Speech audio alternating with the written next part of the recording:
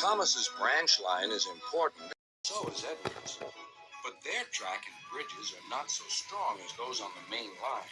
Sir Topham Hatt does not allow the heavier mainline engines like Gordon to run on them. But one day, the way Gordon was talking, you would have thought Sir Topham Hatt had given this order for quite another reason. "It's not fair," grumbled Gordon. "What isn't fair?" asked Edward. "Letting branch line diesels pull main line trains."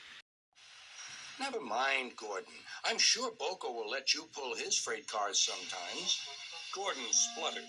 "I won't pull Boko's dirty cars. I won't run on branch lines." "Why not? It would be a nice change." "Sir Topham Hatt would never approve," huffed Gordon. "Branch lines are vulgar." Gordon puffed away. Ed chuckled and followed him to the station. Every evening, the two engines pull two fast trains from the station. Gordon always leaves first with an express for the main line. Edward follows 5 minutes later with his train for the branch line.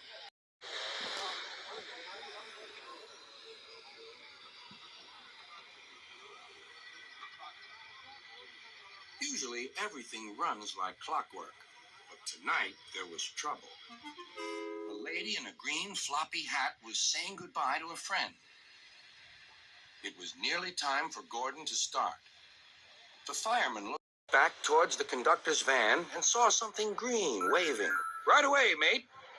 He thought the conductor had waved his flag. Gordon started, leaving luggage, his passengers, and the conductor all standing on the platform. Everyone was very surprised and cross.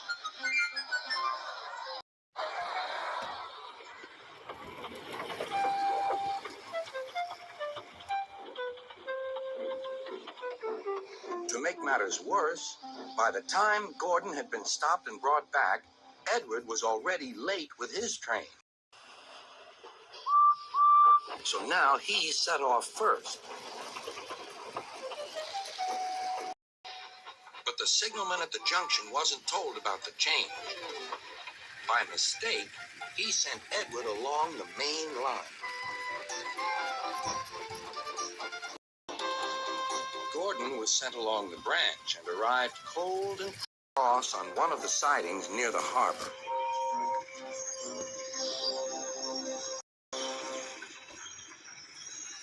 Next morning, Bill and Ben peeped into the yard. There were no cars for them, but they didn't mind that. Teasing Gordon would be much better fun. "What's that?" asked Bill. "Shh," whispered Ben. "It's Gordon. It looks like Gordon, but it can't be. Gordon never comes on the branch lines. He thinks them vulgar." Gordon pretended he hadn't heard them.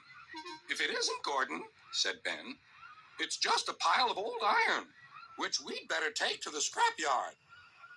"No, Bill, this lot's useless for scrap. We'll take it to the harbor and dump it in the sea." Gordon was alarmed.